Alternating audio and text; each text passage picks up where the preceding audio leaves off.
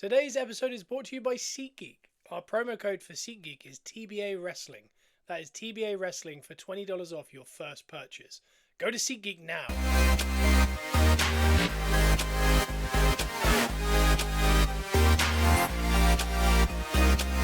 Welcome to the Gunners Are Us podcast, where we are positively Arsenal. Yeah, that we are. There it is. Yeah, sorry. And as you can hear, that's not me. No, I was not. Joe, and my man Bruno was Scott. Yeah. So in the house today we have Scott and we have Bruno. The positively Man United fan. Exactly. So this episode isn't just positively Arsenal, it's positively United and Arsenal combined. It's essentially a preview podcast. So what we're doing today, we're going to preview the Man United Arsenal game. I should have said Arsenal Man United because it's the Emirates. And right now, in all transparency, it's Sunday afternoon, and the Man United game is still going. It's 4-0 against Everton, and that's kind of going to feed into kind of what we're going to talk about. Because if you remember, Bruno's come in and he's talked about managers, previews, all of it. Yeah, what's happening from the leaks to the. I don't know. To Sajim. To Scholes sucking his daughter's toes. Wow. We've done it all, haven't we? Yeah, we really have. All right. So today, though, we're going to talk about Almiron and how he started. Almiron. But it's going to be... yeah, so I said Almiron. What's his name? Almiron. Yeah. Okay. And we're going to talk about that and a little bit of the Arsenal preview. As of right now, like I said, Arsenal have just won against West Ham with 5-2. Man United... What a crazy game. The goals this weekend. It all happened in the first half. I left that game to go 1-0. With all transparency, this is the positively transparent podcast. Yeah. I went to go cook dinner. Yeah. And I missed all the fun. Because I was watching with my dad, and we don't celebrate very loud. No. We don't make any sound. No. So I was kind of in my head like, I hope Bruno's not following this in any way on like a group chat or something. And he just walks back and goes, "What's just happened?" It was 7 goals in the first half, none in the second. It was a really good performance. I actually think it was better than maybe... It took the gloss off because of the 2 goals. But... Were they soft goals? No. That's the thing is, I think our goals were very good. I thought their goals were unbelievable. The first goal was an unbelievable pass from their centre-back to Wan-Bissaka. Wow. And he slots out for the second time this week in the Premier League. Right. And I think sometimes you got to go, that pass was just unbelievable. Yeah. And it happens. Like, football happens. Like, not everything's always like, oh no, what's happened? And then the second goal, I think it's 100% not a foul. I think Rice makes a really good tackle. Either way. Phenomenal free kick. The free kick is just, again, West Ham won't score a better free kick this year. I don't think anyone will score a better free kick this year. And luckily for us, that was in a 5-2 hiding. Yeah. But on any other day, those things go your way and you lose 2-1 or something. But I didn't see the challenge in all fairness, but the free kick was well unbelievable. taken, and that happens. You get your chances and you have to take them. Exactly, and we did. Luckily on this one, so it's 5-2. That is 11 goals scored at the London Stadium this year. Wow. Which is bizarre. This week, since obviously the last international, Arsenal have scored. I believe that's 11 and conceded 3 in the last 7 days. Sporting, didn't you? Yeah, beat Sporting 5-1 in the week. No, 5-0. They scored 5-1. Yeah. I think it was 5-1. You're conceding more than you did last year. A lot. And you went into this year being like, we're going to get... We've added a defence, but we can't score. And you were like, we're conceding less than either the Liverpool team or the City team that did like really well. Yeah. And you've like... I think you've conceded as many goals as United. That would make total sense. It's not even just goals, like... We're spreading it out, so like we're just not getting clean sheets. Like even in wins, we're not doing it. And I think last year that was a big thing. Our best kind of that was a massive attribute deal. Was our defense. We were rare was the Golden Glove, all these kind of things. But this year, no, we are leaking. But like I've said in many pods, I do think it's circumstantial. Let's get to January. Let's see where we sit, and what we'll kind of see is a lot more of. Where we really lay, because like I said, the first 10 fixtures were horrific fixtures. They just weren't fun. So as far as conceding, you're going to concede against, Villa away, Tottenham away, albeit they're the 2 clean sheets we got. City, Liverpool, these games we're having, Man United this week, they are games that you intend to... Ship goals. You're going to... you might win, you might lose, but you're going to probably concede.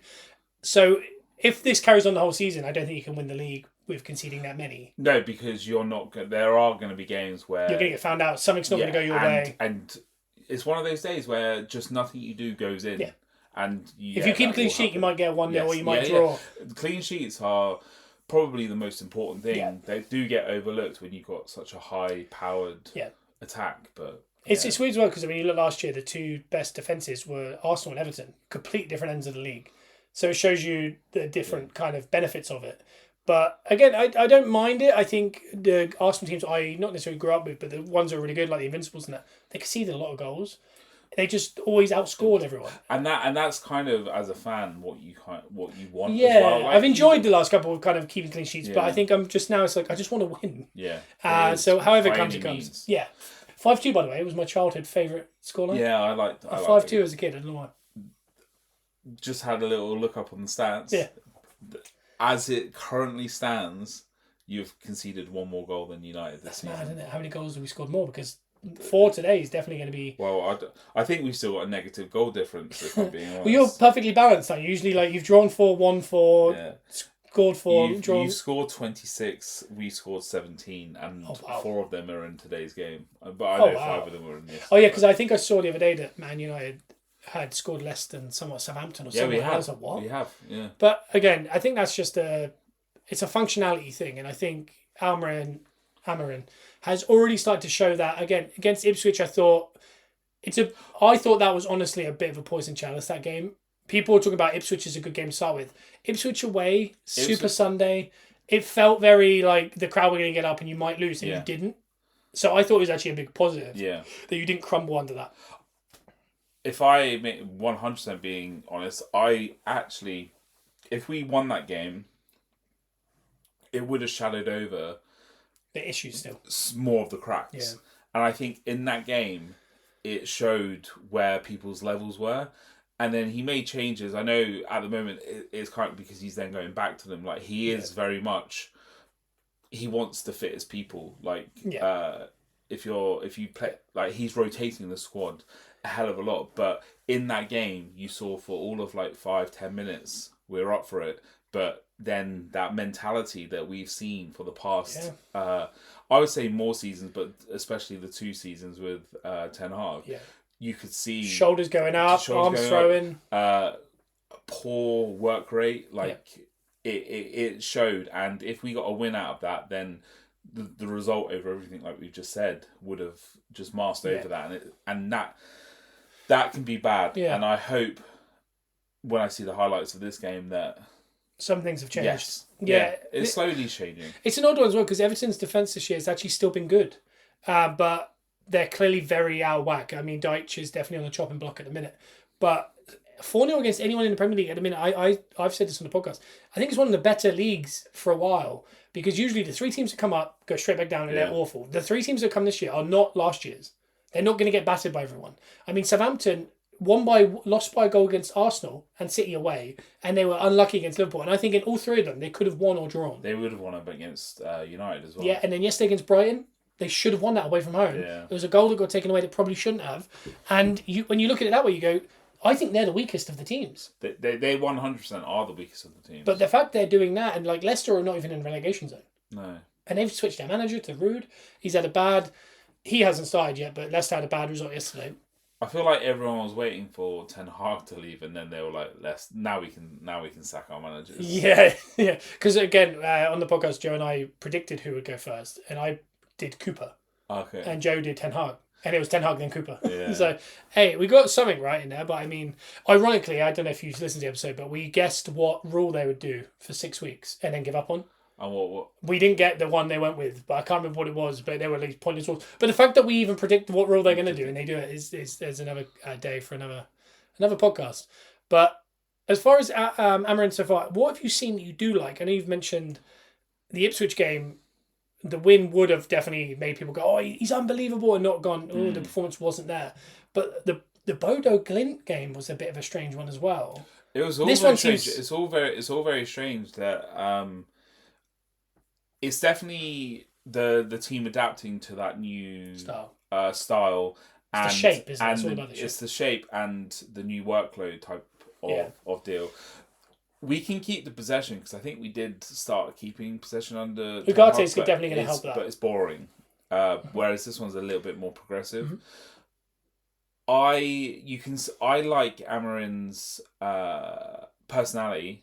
Yeah, I think he's come across really good well. so far, hasn't He, like he said in his interview with Gary Neville, he will be the first to stick up for his players. But if his players aren't doing what he's asking, then he will be brutally honest. And he made some.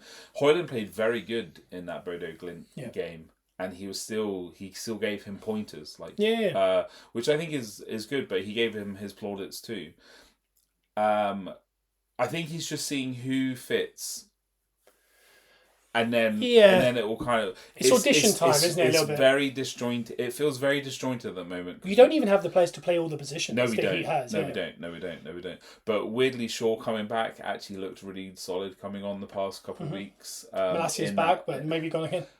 He came on for a half. I think that's just fitness. He's been out. That's nearly been missing. 2 years. He went missing for 2 years, yeah.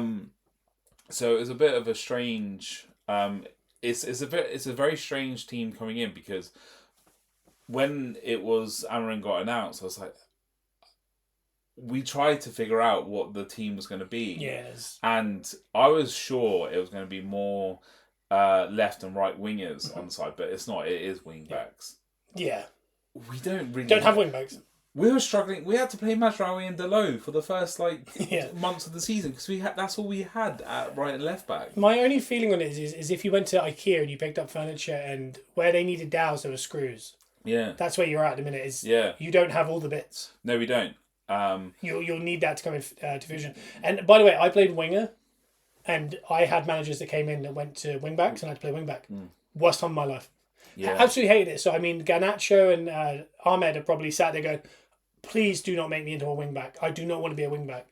But it also be very good for their progression. Yes, I think it is, and I think Garnacho probably needs to. I think Rashford will never have the mentality to be a wing back. Well, it seems to like him almost a centre forward. He's played in centre forward in the 10 role. It feels like in the 3 games he's played, Rashford there, Højlund there, now Xerxes. And Xerxes got a brace today. Yeah. Højlund got a goal in the week. I think he got one in the end. Yeah, he got 2 and then Rashford got one. He got 2 in the week and set up one.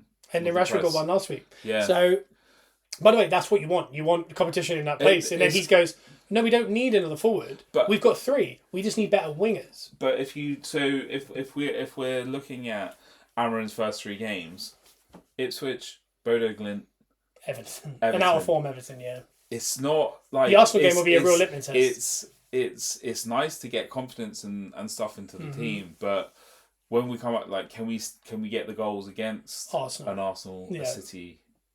We can definitely get them against City at the moment. Everyone can.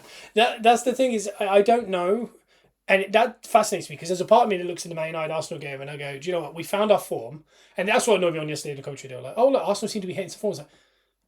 Because we've played horrible you don't find that form when you're playing City, then Tottenham, then Villa away, and then Newcastle away. It's very hard to. You need a Brentford at home, but then Fulham away. They're not easy. Do you have that? We have at the minute. Like last weekend, we played. I can't remember who was at home, and we won. For the life of me, I've completely forgotten who we beat at home last week. And then this week we played away at West Ham. Then we've got Man United, but then we've got Fulham away. All of them are tough. Because the Premier League's tough. Yeah. But when I look at them, I go, that's 4 games we could win. There was periods of this season so far where I've looked at the next 4 fixtures and gone, I can't see us winning one of them. And you can't find that rhythm. You need that rhythm. With that, because I know that all the Liverpool and the City fans and the Arsenal fans have always been like, but we have played, City opened up to Chelsea, didn't they? They played. And Chelsea are a lot better than we thought at that point. They played us. Yeah, so there have been tough games in those stretch for the 3 title contenders, I would say, this year. But it is tough. It is trying to get it's not having the ones one after the other, and then it's the away ties to a tougher team in Europe as well, where you have to, where you can't necessarily rest for the next big Premiership game. That's where the real tests, I think, come in, and it's hard to evaluate because, in NFL, someone's schedule cannot Yeah, it's just unlucky. That's all. You've got to figure it out. You see at the end of the season how tough that stretch Yeah. was of where Yeah, at the beginning it's easy, isn't it? Yeah, you can like you said with City when they played Chelsea, we thought, it's not an easy start because notoriously Chelsea are good, but we knew Chelsea weren't great. Yeah, but it turns out Chelsea are actually very good. Yeah, so but the only thing I'd say is City have played Arsenal and them, Chelsea and Tottenham, but they lost to Tottenham. But in the 12 games, that's the three of them. And then Liverpool have only played Arsenal, and they played Man United, but that was a different Man United to what you'd be playing right now, probably just because of the atmosphere. Whereas we have had the games we don't want: the Villa, the City, the Tottenham, the Liverpool. There's another one there, Newcastle, I think it is. But Chelsea. We're like I said, if I made the 10 fixtures I don't want to play this year, we played 7 out of the 12.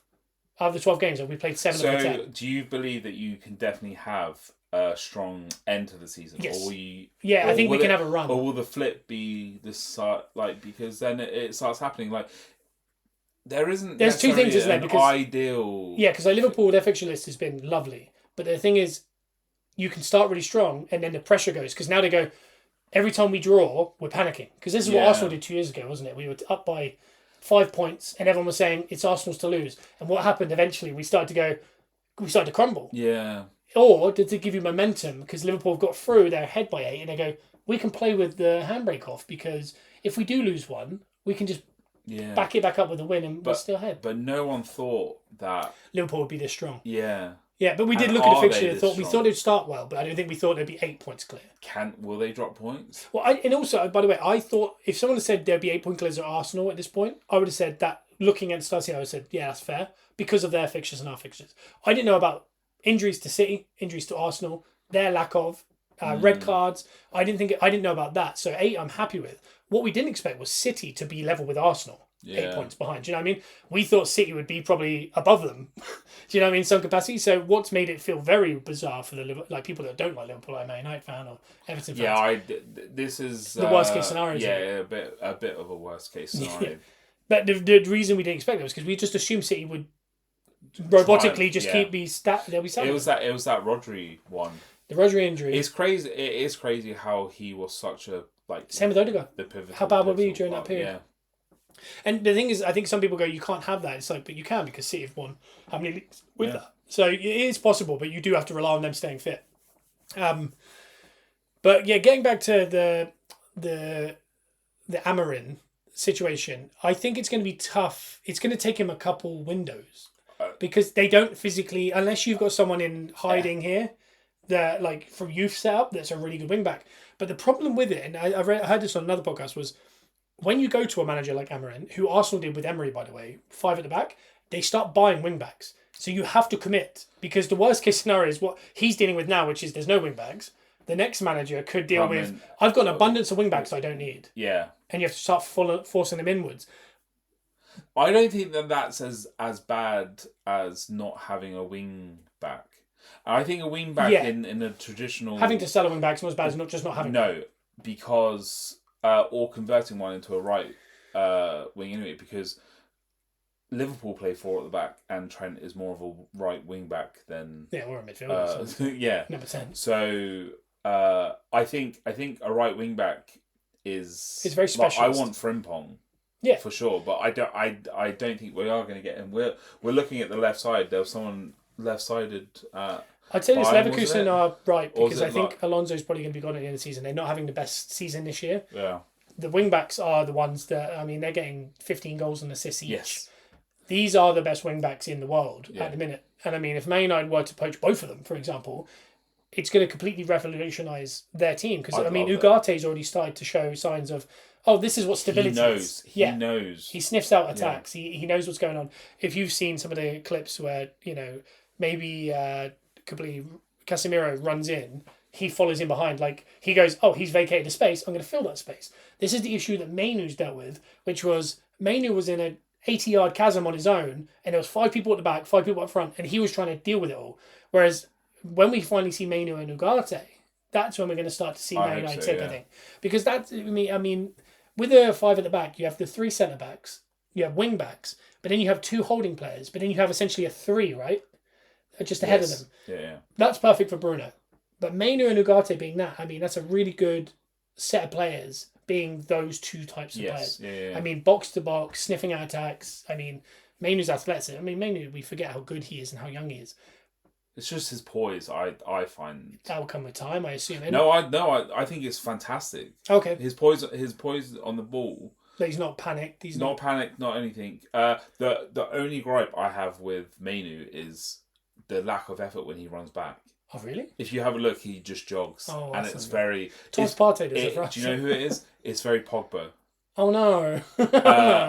But I think that can be trained out of him, and that's what I want. Someone just getting. Could be a different manager. I just want him by the scruff of the neck, just to make sure that he doesn't become continue. That. Yeah. But because he's one of the fastest players on the pitch, but he gets back slower than it's the eye test. But it could just be that I don't know, because of having energy or something. But that's the only gripe I have with Mainu. Otherwise, he's such a good star. He's a star. Because it's weird as well, because I don't think you have Maguire available at the minute. And I mean, he would be ideal for the middle of a three. I know people don't necessarily want him there, but that is almost his perfect position is the middle of a three. That's where he succeeded for England, didn't he? Yeah, the midfield of them as a three, but De Ligt to his right and Martinez as the left is a really not a bad. It's not three. But I also like Shaw on the left side and Mazraoui the left centre. But I really think. Could you think? I can only go by with Arsenal. Like for example, Saka, Martinelli are interchangeable on the rights and lefts. I know it's different for fullbacks because it's the way in which you defend. But I mean, Saka came through as a left back. He's a right winger. Yeah. Mazraoui, could he not be a right wing back and Shaw the left wing back? Mazraoui can definitely be more of the right wing back. I think Shaw being left wing back, he 100% could have done it in the past. I think if he does that now, he's going to die. One, getting injured, or going to die. He won't see I think he's too old now that he has to do that one. But I think in his prime, like, because we did see it under Van Gaal, I think. I think Shaw's an unbelievable player when he's fit. I think you can actually see his class when he's fully fit and got that sort of that form under him. But because we didn't, I think it was last year where he had to then go into the centre back, or the previous year, and we were like, oh no, this is going to be really bad. But he just excelled. Yeah. I think he's just at that older age now where he hasn't got his lightning pace that he used to have, or all the pace that he had. Yeah. He was quick. He was a quick player. I believe he was quick. Obviously, he's doubled in size. But everyone, has a little go at his size. That's Jose Mourinho brought on. But he would have been perfect in his prime. I think if you put him on left wing back, we've got 2 games max. Yeah, he can't play every 3 days, that's for sure. I tell you what he reminds me of a little bit, to correlate back to Arsenal, is Monreal. Do you remember Monreal Arsenal? He's a really good left back. When Emery came in, he had to play left wing back. He played there for like a month, and then he made him the left centre back. And he was unbelievable in that left centre back. And I never understood how that left full back could do that. Ironically, Arsenal have an abundance of people who play in a back three or a left back. Like Timber, for example, is our left back. He's a right centre back by trade. Calafiori is a left centre back. He plays right back. We've got Ben White, who's a left centre back. He's a right back. We've got Tomiyasu, who's a centre back for Japan, but he plays right or left back for Arsenal. So we have an abundance of guys that you would probably really benefit from. Like Tierney, by the way, unbelievable left wing back. He's not playing at Arsenal. A cheeky bid there. I wonder if that's something that could happen. I think we're looking at, is it Alonso from... is someone from Bayern or... Leverkusen. Yeah. I don't know. I only know Frimpong. I completely forget the other guy. I don't think it's him. No, I completely forget who. I think Frimpong's the right wing back. I don't know who the left wing back is. I can't remember. He definitely is, and I because if I see his name, I'm gonna. Because how good Mazraoui has been, I don't foresee us getting or going in for Frimpong, even though he had a release clause last year. Yeah. And where's Malassi's position? Is left back. I think it's left back, left wing back, but it's a tough one. So you do have the ability when everyone's fit to do it. We had two left backs on the bench, on the shelf, not even on the bench. It's tough, and I still I know Xerxes scored a couple today. I don't know where I sit with that guy. I don't know where I sit with him. The only player I really like is Højlund. I think you're probably in massive need of. I think a winger. I love Ahmed Davies. Okay. Oh, Alfonso. Yeah. By Munich. By Munich, yeah. Okay, good. Spurs finished 1-0, just so everyone knows. Wow. It was 2-1 for a minute there. And Chelsea have finished 3-0, which I just want to bring this up because it's nice because we're in the moment. And nothing will necessarily change now because the last game to play is above both our teams. Yeah. Is the league table. That win with Villa losing. Villa's gone down to 12th. That's crazy. People did have a feeling that they wouldn't be able to struggle handle... with their fixtures. Yeah. Once they start coming, they don't stop coming, bro. That's what they say about me. Yeah, they do. Yeah. But Man United, I think Newcastle is a strange one. I think Eddie Howe's on the block, and I feel like he probably is come at a worse time because he would have been a shoo-in for that England job, or does he want to go to another club? Yeah. But I don't know where he goes. When you look across at this league, I mean, you got Liverpool today. My prediction so far is I think they're going to give City one of the worst hidings we've seen in top flight. It would be hilarious. I would love for Liverpool not to win the league, but give City an absolute hiding. Yeah. Honestly, if Liverpool wanted it, I'd love it. But then they just went on like a 6-game losing streak and just bottled the whole thing. Yeah, I'd be fine with that. But I mean, Chelsea are a real team to think about. They're on level points with Arsenal. They're getting it done, but it's not pretty. It's not pretty. They're clicking at times. Yeah. Against Arsenal, I think they were lucky not to concede near the end when we put that pressure on. City obviously did beat them, and now we're seeing the City aren't the City we thought. So there's two ways of looking at the City game. Is they played a better Chelsea than we thought, but Chelsea also playing a worse City than we thought. And when they played Liverpool, they were a better team. Yeah. And that's what I mean. I genuinely believe Arsenal are better than what people realise because of fixtures, injuries and all these things. I think Liverpool are worse than what people realise based on a lot of things. Does that mean that Liverpool are going to drop off? I don't know. Because they could ride that momentum to the league title. Or they'll crumble. Yeah, crazier things have happened. It's so I really don't think if City lose today, I know that there probably won't be that much. They're only 2 extra points behind. But there will be 11 points off the lead if they lose today. No one's ever overturned an 8-point lead, and Liverpool already been 8 points ahead. United are only 12 points off the top of the Premiership. I'm just saying. That's what I mean. When I'm looking at Man United, the thing with Amorim, I think he has to go is completely forget the league. We know that. But for real, if he goes, we need top 4, which means there's not the stress of winning every single week. Yeah. That means he can go, let's try stuff. I genuinely believe my thing would be to aim for top 4 and don't mind if it gets into top 6 because you get Europa anyway, and just get the Europa done and get Champions League qualification that way. Yeah. It is winnable. Oh, definitely. The Europa League. Like we said, crazy things can happen and we cannot just turn up. We had a horrific record in Europe where we had that first season under Ten Hag, his second season, where we got into the Champions League off the back of the first, didn't win at all, worst showing in Europe, and then we started this year off worst than ever. So if we can make it so we don't have to play that stupid qualifying round, then that even more so. But I think they are the ones, and if we can be in maybe the FA or the Carabao until the later rounds, just to get because I want him to have as much film study, as much tape, as much eye tests on everyone, that hopefully next season, I'm putting this on the touch wood, we do get rid of the dead wood. Player, the dead. Sometimes it takes a bit longer, but I don't want, because I've said this, and the worst part is I've said this multiple times to you since we started the podcast. But I do feel like this Amorim one is a fresh start. It's a complete fresh start. I feel like as far as backroom staff, you've got new owners just before. It feels like this is their first manager. This is their first. Yeah, and therefore they're willing to probably invest more. Yeah. I mean, the thing I would like to see with United, obviously it's not good for the league as far as being someone who doesn't support Man United, is them to actually invest 300 million this summer. It's tough. But yeah, I know it is. But it's. I mean, we've seen Arsenal do it. We've seen Forest do it. We've seen Chelsea do it. We've seen all these teams. I would love to see Man United actually get some business done and go, here's 7 players we're selling. Yeah. And here is 5 players we're buying. Sick. Yeah. That's what I want to see. Yeah. And I want to see them get that done because with Arsenal, when Arteta came in, it was very similar to this. He had a dysfunctional, weird shape. None of them were, because Arteta had to play 5 at the back to start with because that's what he had. Yeah. So he had to adapt as time went on. And at that day, you could have named 15 players we didn't want and 10 players we want to keep. Yeah. Those, as of right now, 5 years later, those 10 that we talked about are still there. And the 15 we talked about have only just left this summer. And it's because you can't, obviously, like FIFA, you can't go, here's 15 gone, here's 10 in, we're ready.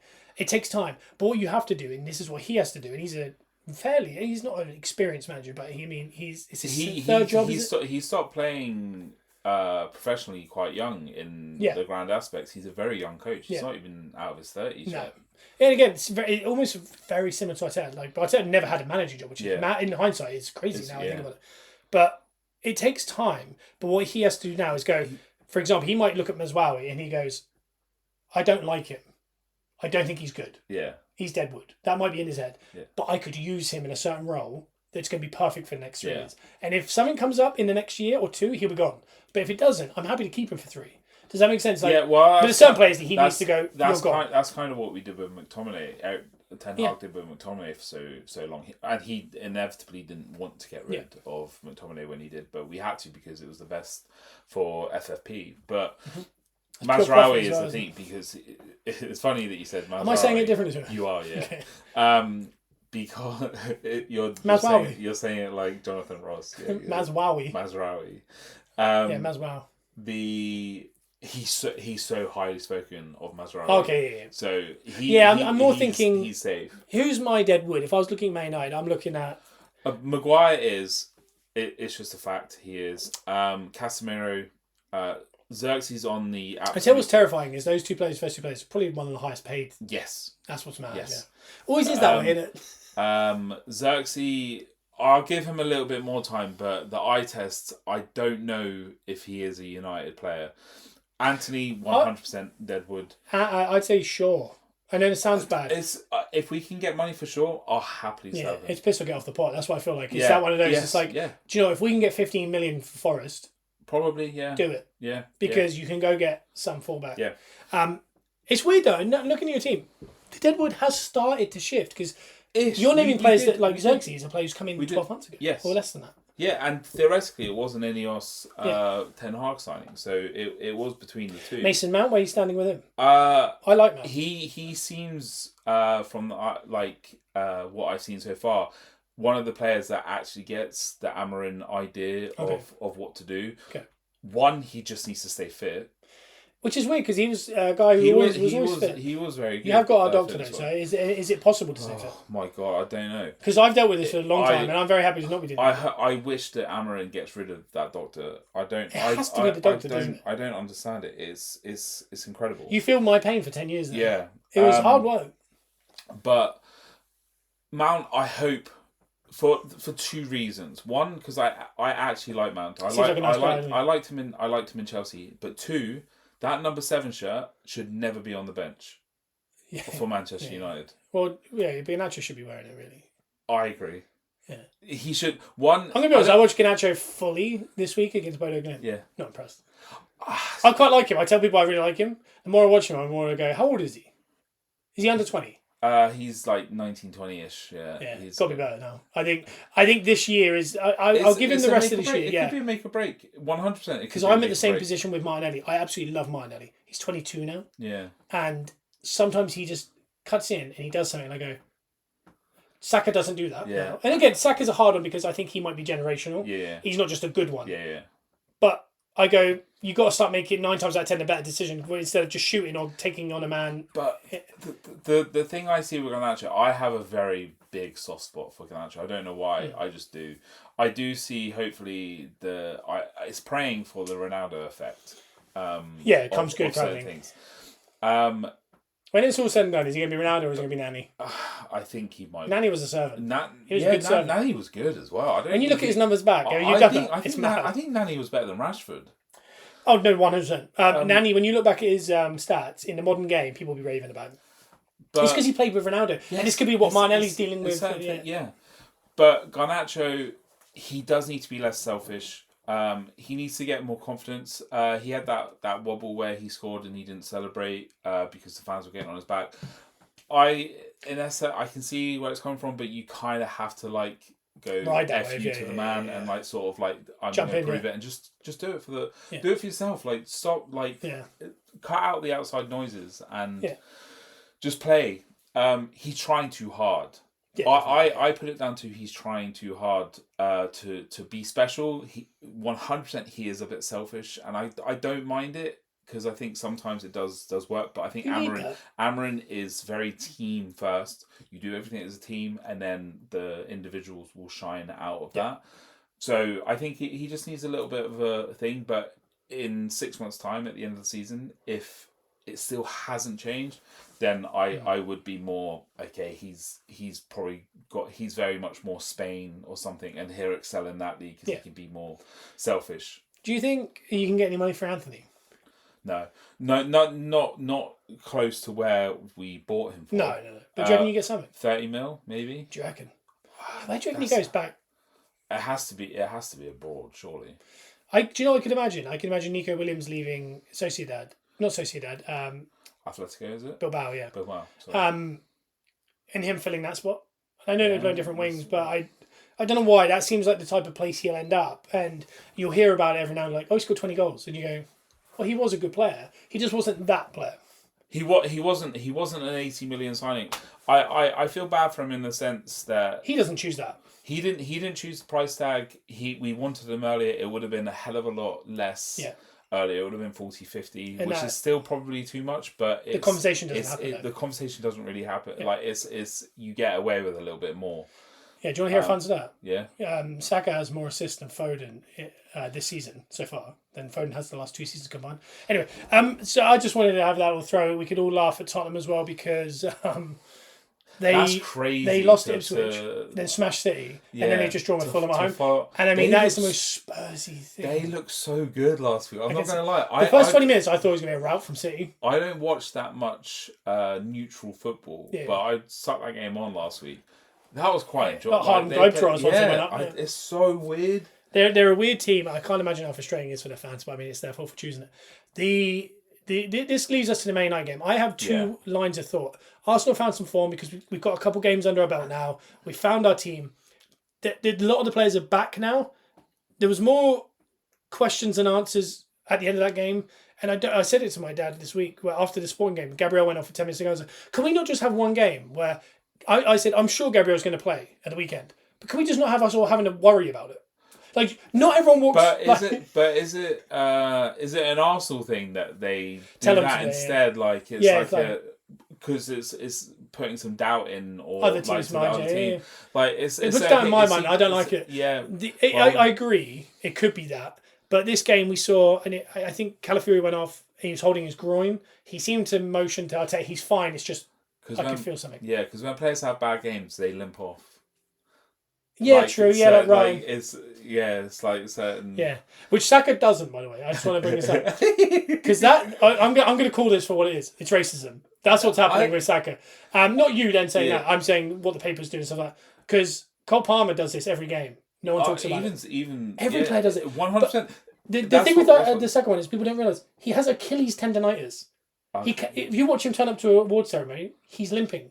I have Achilles tendonitis. It's horrific.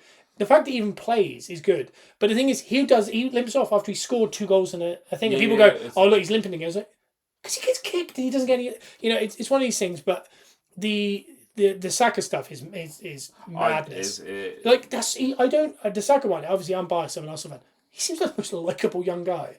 And he gets so much hate from general fans. I'm like, I don't know if he gets hate from press. I don't think he gets hate from general fans. I think general fans actually really like him. Like in our, I don't know how you could. In our NFL group, everyone loves Salah. Saka, sorry. It's like Salah's the same, by the way. Like, I love Salah. I don't like Liverpool. I like Salah a lot. Yeah. I just like the way he plays. Same with like De Bruyne and these players. Like Haaland's so unlikable, but he's so good. Oh yeah, I like him. Yeah, but some players are like Cantona, Henry. They were like. You hate them if they're not yours. Yeah. Does that make sense? Like Henry was the most obnoxious guy in the world. Like there was a clip I watched the other day. He ran the length of the field at the Bernabeu when we won 1-0 in the Champions League quarters or whatever. And he was riding tackles. And at the end of it, he just did like a head nod to the crowd and like smiled at their players. And I was like, that's the best thing. But if you're a fan of a team, you must hate that guy. But, Haaland's in that ilk. Cantona, perfect example. Hated him growing up, but I mean, as a Man United fan, I mean, he'd score and not celebrate, just turn around and look around. Like, it's so much fun.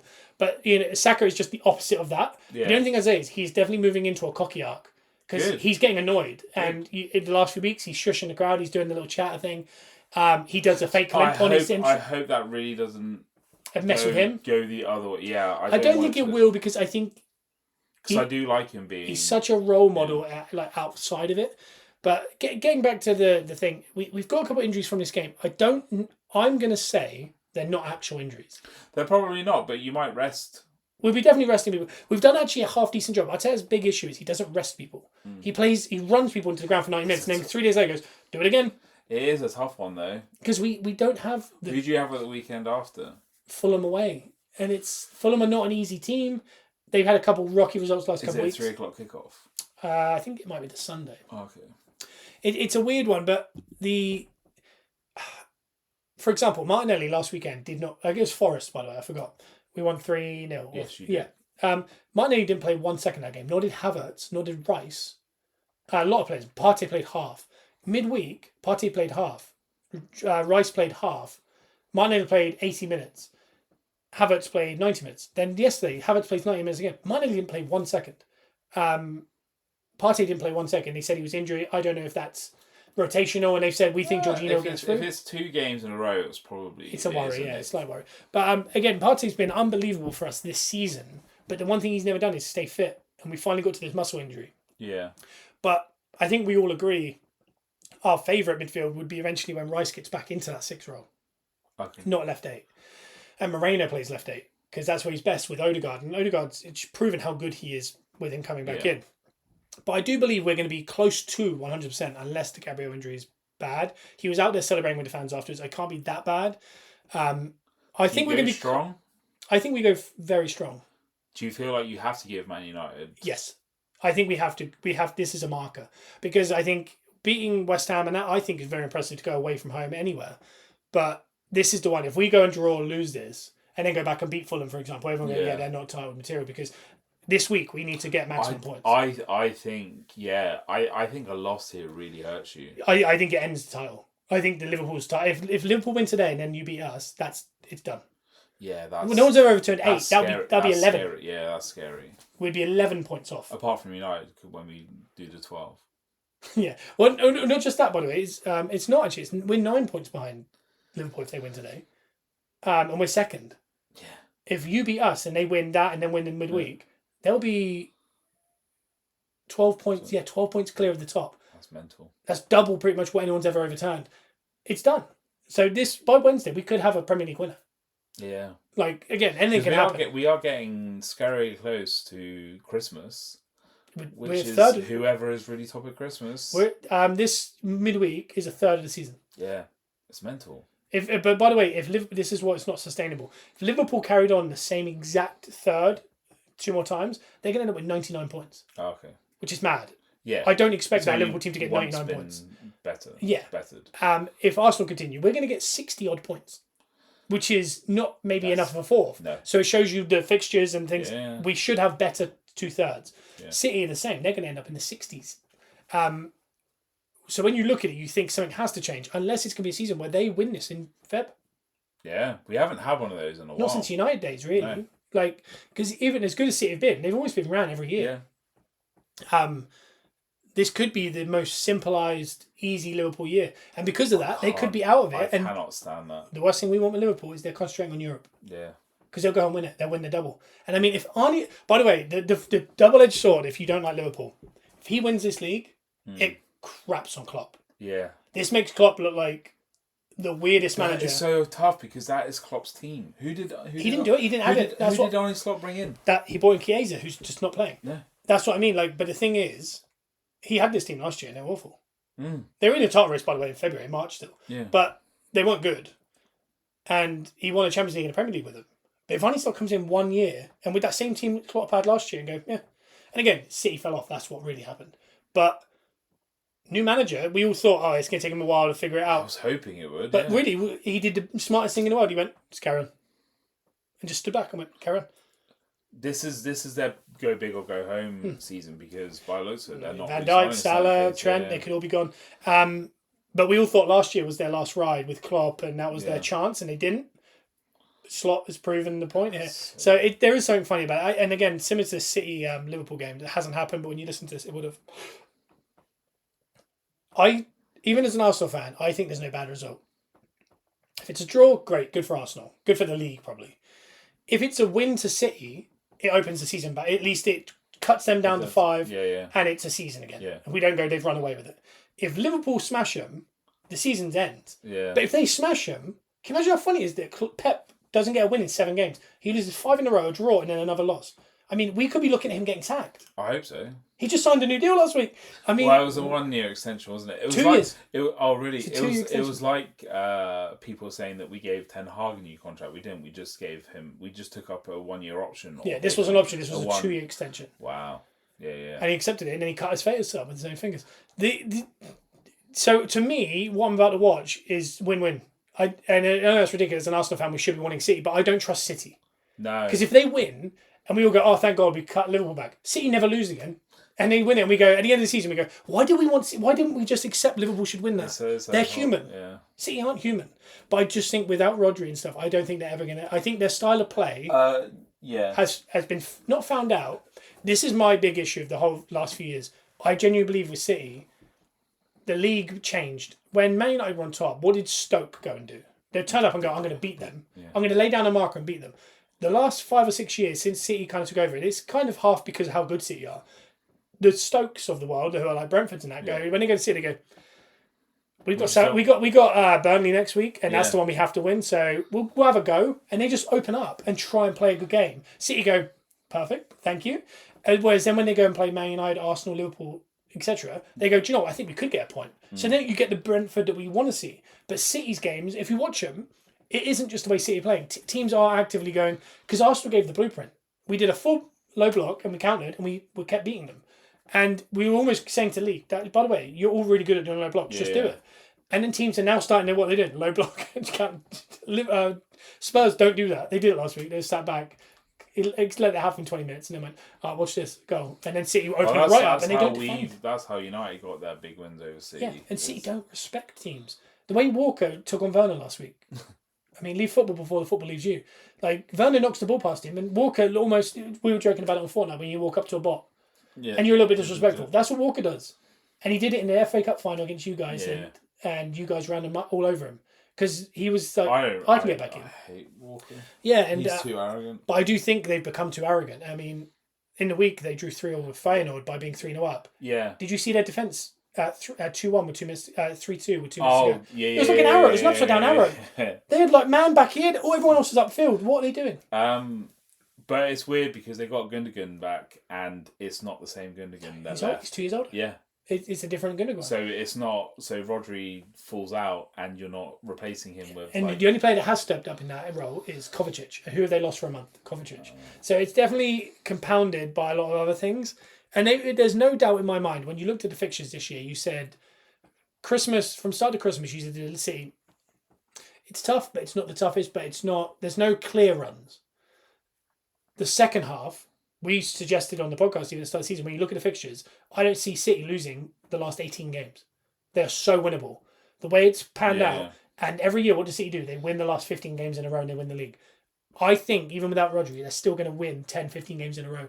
So if Liverpool aren't 8-9 points clear, there is a genuine panic for Liverpool. Do you think you're going to get top 4? No. Who do you think's getting top 4? The ones that are probably in it now, Liverpool, Arsenal, City, Chelsea. Yeah, I think that's probably... There can be a fifth, can't there, depending on how people are in Europe. If all the teams get through and we get to the later stages in all 3 tiers of that Europe, then I think we do get a 5th spot. Okay. But I think saying top 4 from where we were as nearly like mid to bottom table is a bit silly. The only thing I'd say is you're 5 points off top 4. I know, and it can all turn up. Like we are relatively early in the season still. I know it's a third.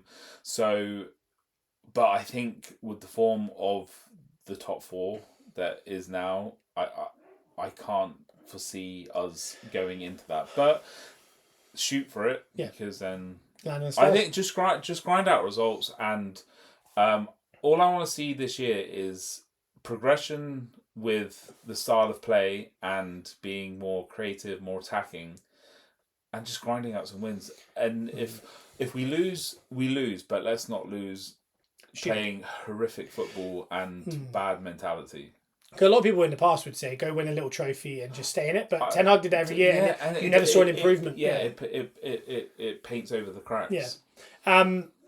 I agree. I don't know if you'll make top 4. I think you'll be top 5. I like top 6. I think top 6 is... Do you think Brighton, who are currently in the top 4 and City in 5th, do you think Brighton will eventually drop down a bit? I think so. Do you think you'll finish above Brighton? That's a good question. I think so. Okay. I don't necessarily disagree.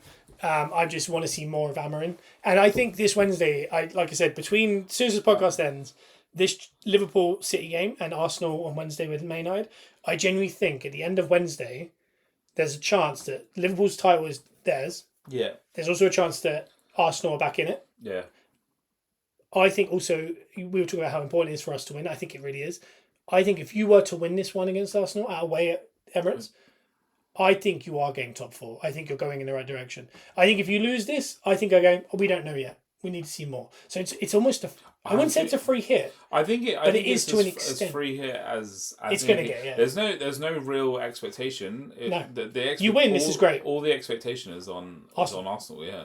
Especially with how we started. If we get a draw out of it, it's good. And I hate draws as a result. Draws at the end of the season kill Destroy, you. Yeah. Yeah. You might as well win 3 and lose 3 than draw 5. Yes. You can have more points. Yeah. A lot more points. Yeah, I agree. I think the pressure's on Arsenal. I think it's a relatively free hit for Man United. The only thing they don't want to do is lose 5-0. No, it can't. We cannot have any more batterings or just easy wins for the other team. Right. In Ipswich and the Bode game, it still seemed like it was quite easy to play through that midfield. Yeah. Like there I'd like to see the highlights of this Everton one. There is something because I checked the United Everton stats. They had more they had more shots, but we had more possession at that point in time. I'd love to see the XG. Then it completely changed. But there is still some of that that bad thing where we are just a donut. Or donut FC. Yeah, I used to call it the horseshoe, but you're right. It's all right. It's Goldbridge. I'll give him credit for the donut FC. Yeah. Just looking at the stats of your game quickly. 4-0 though is nothing to sniff at. No, I mean Ten Hag didn't win any games 4-0. I think because Van Nistelrooy scored 5, and they said under Ten Hag they never scored 5. Maybe. So it's got to be up there. Shots on target, you had 5, you scored 4. Wow. They had 8 shots on goal, but 2 on target. Okay. Possession 60-40. Passes, you beat them by about 200. Yeah. Pass accuracy pretty much the same. Fouls the same. Yellow cards pretty much the same. They were caught offside less than you, and same corners. That's very. It seemed like we looked like quite clinical then. Mm-hmm. Yeah, it's 11 shots, 5 on target, 4 goals. Okay. But it says 2 shots off target, so that means 4 were saved, I believe. Maybe, yeah. Shots blocked. Oh no, it's 4 shots blocked. So that means Pickford made no saves. This was great for my fantasy team. Yeah. So in what's your prediction for the game if you had to go now? Right now, I'd probably say 2 on Arsenal. I was actually going to say the exact same thing. I'm going to go 2 on Arsenal. Naturally, as an Arsenal fan, I'm very pessimistic. I think we're going 1-0 up early. I do, yeah. I said yesterday, we spoke to Lewis, obviously he's been on the show before, and he said, what do you think? And I said, if Arsenal score in the first 10 minutes, we're going to beat you 5-0. I said, if we don't, you're going to beat us 1-0. And that, very similar to the Cowboys, we are a team that need a lead. Yeah. Teams open up, and therefore we have the space and we have the talent. If you don't, that crowd could start booing at 60 minutes. And do you know what happens? Bloody Xerxes scores, and then it becomes toxic. So I just hope that Garnacho gets his goal this time. Yeah, I just hope Gabriel doesn't do really good defending. The Ten Hag will be in the crowd if that happens. I mean, he'll fly onto the field.